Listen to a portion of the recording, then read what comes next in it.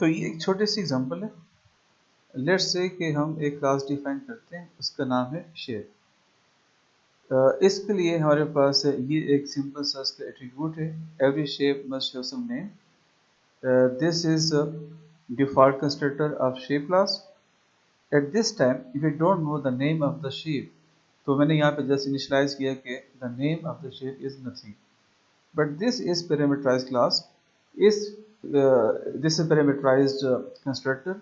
इस कंस्ट्रक्टर में मैंने यूजर से एक वैल्यू स्ट्रिंग पास कराई और वहाँ से जो भी नेम आएगा that will become name of the shape. इसको आगे यूज करेंगे अगले एग्जांपल में। The main thing is that in the shape class there is a method, its name is calculate area. इस स्टेज पे हम ये कोड लिख रहे हैं, वी डोंट नो कि हमारे पास शेप क्या होगी। This could be rectangle, this could be triangle, this could be circle, this could be any shape.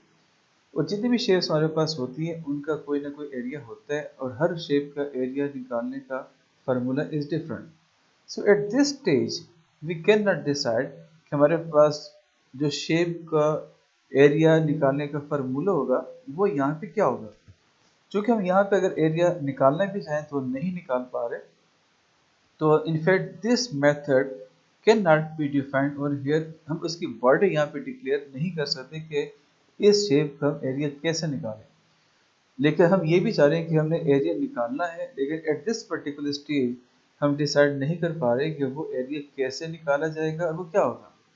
सो जब इसकी बॉडी हम डिफाइन नहीं कर पा रहे, तो इस वजह से ये हमारे पास जो मेथड बनेगा दिस बिकम्स एब्स्ट्रैक्ट। और इस वजह से हमारे पास ये जो क्लास बनेगी वो भी एब्स्ट्रैक्ट हो जाती है। हमने पहले देखा कि कोई भी क्लास जिसमें एटलीस्ट वन एब्स्ट्रैक्ट मेथड हो तो हमारे पास वो क्लास भी एब्स्ट्रैक्ट हो जाती है।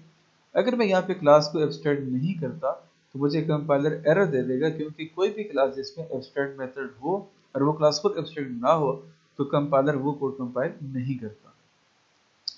चूंकि हमारे पास ये क्लास एब्स्ट्रैक्ट बन गई है, इस वजह से मैं इस क्लास के मेथड, इस क्लास के मैं ऑब्जेक्ट डिफाइन नहीं कर सकता। इस क्लास को हमने लाजमी इनहेरिट करना होगा और जो इनहेरिट करेगा इस क्लास को वहाँ पे हमने इस मेथड की बॉडी डिफाइन करनी होगी कि इस ये मेथड बेसिकली क्या कर रहा है।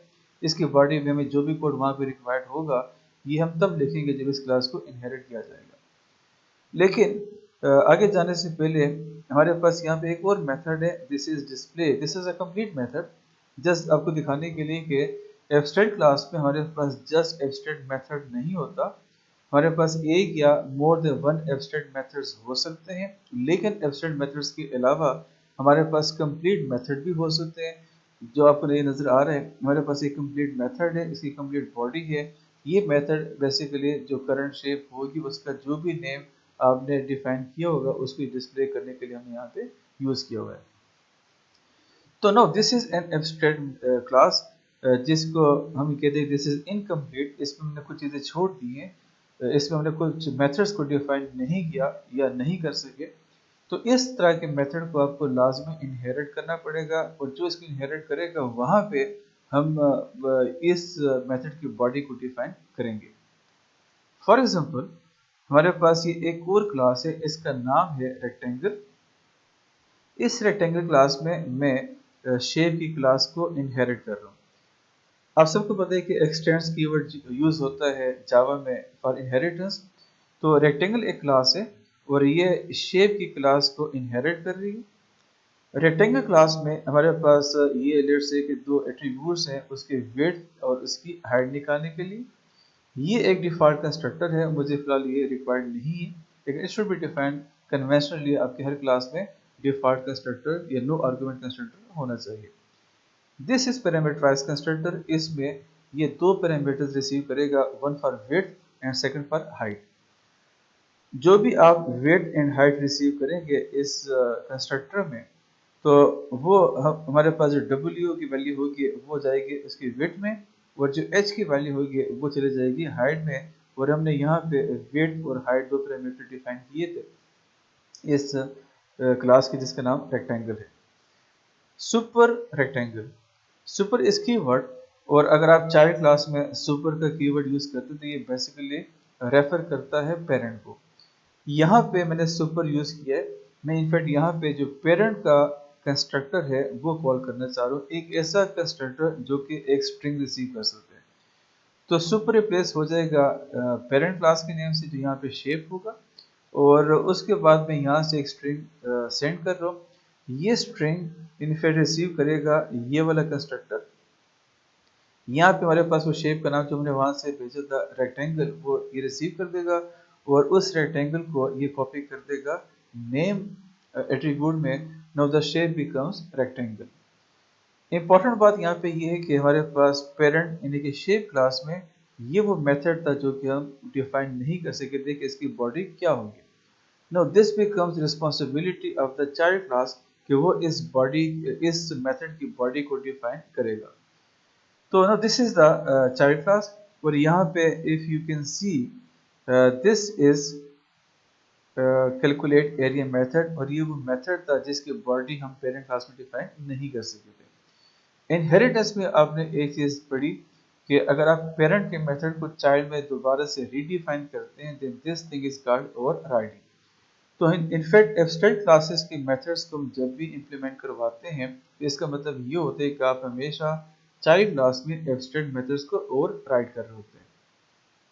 तो ये हमने लिखा था यहाँ पे पेरेंट में, और इसी को मैं डिफाइन करता हूँ यहाँ पे with the same name in child.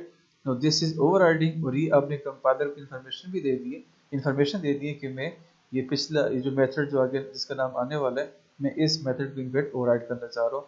ये ऑलरेडी पेरेंट में डिफाइंड था। हमारे केस में यहाँ पे उसका नाम तो डिफाइन हो गया था लेकिन इसकी बॉडी डिफाइन नहीं हुई थी, और इसकी बॉडी मैंने यहाँ पे चाइल्ड क्लास में डिफाइन की। और यहाँ पे चूंकि no this is rectangle, this is decided कि ये रेक्टेंगल की क्लास है, तो इसका एरिया आप सबको पता है कि अगर आप विड्थ एंड हाइट को आपस में मल्टीप्लाई कर लेंगे then this will give you the area of rectangle. तो मैंने उन दोनों वैल्यूज को यहाँ पे मल्टीप्लाई किया और ये आपको रिटर्न करेगा इसकी एरिया को। द मेन पॉइंट इज कि पेरेंट क्लास में आप जिस मेथड को डिफाइन नहीं कर सके थे, आपने उसको वहाँ पे एब्स्ट्रैक्ट बना दिया था, वो आपने यहाँ पे डिफाइन कर दिया। अगर सपोज इस चाइल्ड में अगर आप इस मेथड को डिफाइन ना कर पाते तो ये जो हमारे पास चाइल्ड क्लास होती है ये खुद एब्स्ट्रैक्ट बन जाती है, और आपको यहाँ पे क्लास से पहले इसको एब्स्ट्रैक्ट यहाँ पे मेंशन करना था कि दिस इज एब्स्ट्रैक्ट क्लास में पेरेंट के एब्स्ट्रैक्ट मेथड को यहाँ पे डिफाइन नहीं कर सका, जिसकी वजह से ये क्लास खुद एब्स्ट्रैक्ट बन गई है। लेकिन चूंकि आपने पेरेंट के एब्स्ट्रैक्ट मेथड को यहाँ पे डिफाइन कर दिया हुआ है तो इस वजह से no this is a complete class. इसको अगर आप चाहें तो ऑब्जेक्ट को डिफाइन कर सकते हैं। नो लेट्स सी कि इसको हम कैसे यूज कर सकते हैं। This is a simple demonstration runner class.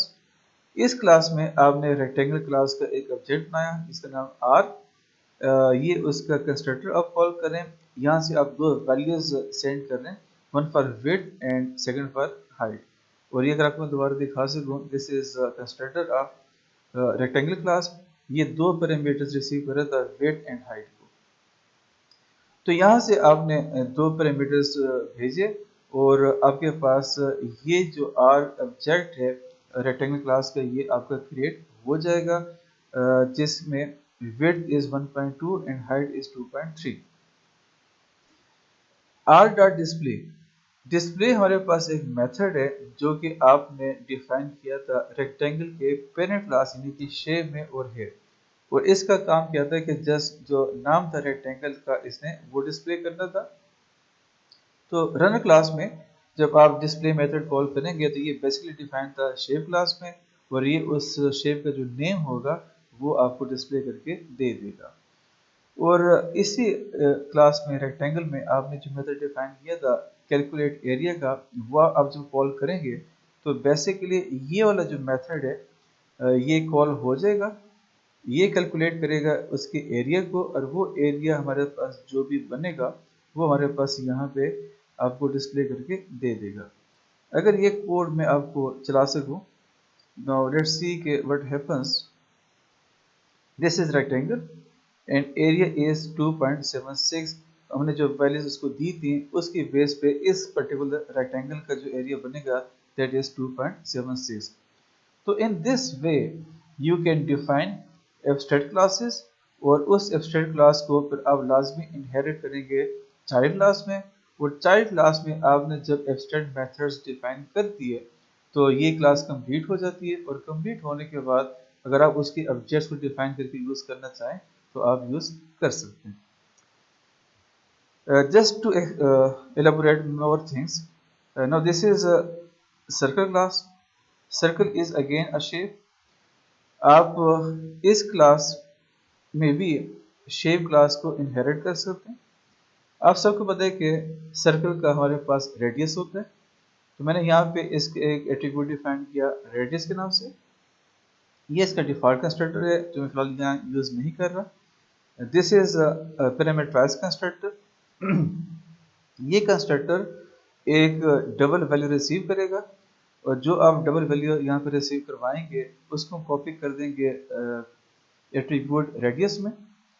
ये भी सुपर पेरेंट का जो कंस्ट्रक्टर है वो कॉल करेगा, और इस शेप का जो नेम है जिस केस पे सर्कल है वो यहाँ से सेंड करेगा और यहाँ पे रिसीव करेगा। ये हमारे पास जो शेप का पैरामीटराइज कंस्ट्रक्टर था यहाँ पे, और वहाँ से जो आपने सर्कल भेजा था एज अ स्ट्रिंग वो इस क्लास के नेम एट्रीब्यूट में ये स्टोर कर देगा।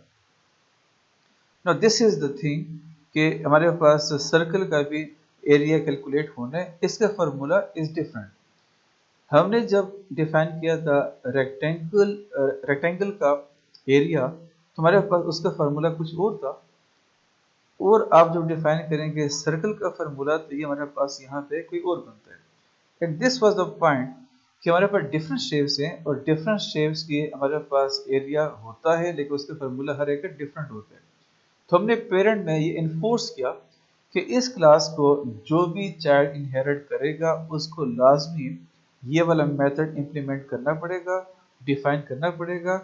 लेकिन कैसे डिफाइन होगा वो यहाँ पे डिक्लेयर्ड नहीं है, यहाँ जस्ट ये इन्फॉर्मेशन दी जा रही है कि ये वाला मेथड लाजमी डिफाइन करना होगा इसके चाइल्ड ने। इसका एक चाइल्ड रेक्टेंगल था, उसने इसको इम्प्लीमेंट किया इस तरीके से।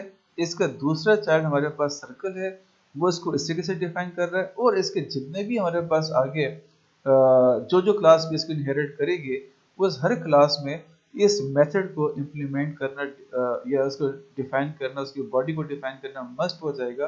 अगर वो डिफाइन नहीं कर पाएगी, जैसे हमने पहले बात की, तो वो क्लास हमारे पास एब्स्ट्रैक्ट हो जाएगी, और एब्स्ट्रैक्ट होने की वजह से इस क्लास के हम ऑब्जेक्ट डिफाइन नहीं कर पाएंगे। ये अगेन आपको किसी और क्लास में इनहेरिट करवा के फिर वहाँ पे आपको इस मेथड को इम्प्लीमेंट करना पड़ेगा।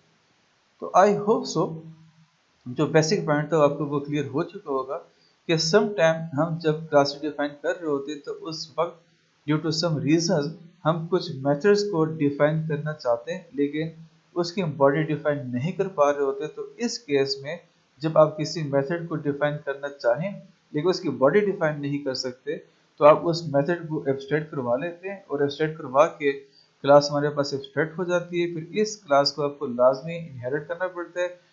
इस ये क्लास जो भी क्लास इस क्लास को इनहेरिट करेगी हर उस क्लास में ये वाला एब्स्ट्रैक्ट मेथड आपको लाजमी वहां पे डिफाइन करना पड़ेगा।